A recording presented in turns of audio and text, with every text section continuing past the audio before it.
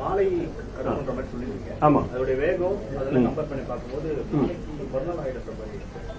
இது ஐஎம்டி கொடுக்கக்கூடிய புல்லட்டி, ஐஎம்டி இருக்கிற அந்த புல்லட்டி. இது வந்து இல்ல, இது இப்பதான் சொல்றோம். இப்ப தகவல் லேட்டஸ்ட் தகவல் எடுத்துட்டு தான் நம்ம வந்து இருக்கிறோம். இப்ப வந்து நீங்க பாத்தீங்கன்னா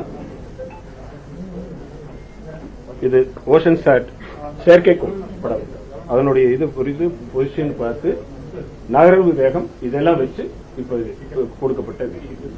ஓகே, தொடர்ந்து கண்காணிக்கப்படுகிறது. நகர்வு வேகத்தில் பக்கத்தில் வரும்போது ஸ்லோ ஆகலாம். இது வந்து இந்த புயல் மாதிரியான சிஸ்டம் வந்து நம்ம ஒரு அதே மாதிரி கடக்கிறதோ அது நகர்ந்து செல்வதோ வந்து ஒரு புள்ளி எறும்பு மாதிரியான சிஸ்டம் கிடையாது, பெரிய பகுதி. நீங்க இப்பவே பாத்தீங்கன்னா காத்து பாத்தீங்கன்னா கொஞ்ச நேரம் அடிக்க அப்புறம் நிற்கும், திருப்பி காத்து அடிக்கும். அது ஸ்ட்ரக்சர் எல்லாம் கொஞ்சம் இதுவா தான் இருக்கும். சோ அதை பொறுத்து தான் நம்ம எல்லாமே நகரும். அது வந்து இதுதான் அதில் இருக்கக்கூடியது. கரை கடப்பது என்பது சில மணி நேரங்கள் கூட நகராம்.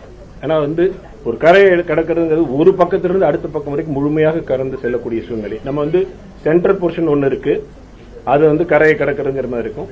அது வந்து முழுமையாக கடந்து செல்வதுங்கிறது சில மணி நேரங்கள் நடக்கக்கூடிய ஒவ்வொரு புயலுக்குடைய அமைப்பை பொறுத்திருக்கு. அது கடல் பகுதியில் வந்து நிலப்பகுதியில் எப்படி இருக்குங்கிறது பொறுத்திருக்கு. இன்டராக்ஷன் நடக்கும். நிலப்பகுதியில் வருகின்ற பொழுது ஒரு பக்கம் வந்து நிலத்தோட இன்டராக்ட் நடக்கும். சில சமயம் வேகம் நடக்கும், சில சமயம் மெதுவாக நடக்கலாம், சில சமயம் நின்றும் கூட இருக்கலாம். இப்பொழுது பார்த்தீங்க நம்ம வேகத்தை பார்க்க இந்த மேப்பை நீங்க பாக்குறீங்களே, வேகத்தை பார்க்கும் பொழுது சில சமயங்களில் 12 கிலோமீட்டர், சில சமயங்களில் 7 கிலோமீட்டர் வேகம், சில சமயம் 13 கிலோமீட்டர் வேகம். டைனமிக் சிஸ்டம், கடல் மேல நகர்ந்துகிட்டே இருக்கிறதுனால it will lot of factors will determine அதன் மூவ்மெண்ட்ல.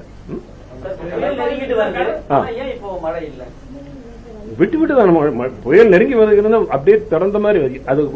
அது இந்த புயல்ல எப்படி மேற்கூட்டங்கள் இருக்கிறது, அதை சுத்தி இருக்கிறது, அதை பொறுத்து தான் இருக்கும். ரொம்ப ஃபுல் டென்ஸ் கிளவுடா ரவுண்ட் மாசா இருந்ததுன்னா தொடர்ந்து மழை பெய்யும். அது டிஸ்ட்ரிபியூட்டட் மாசா இருந்ததுன்னா விட்டு விட்டு தான் மழை பெய்யும். ஒரு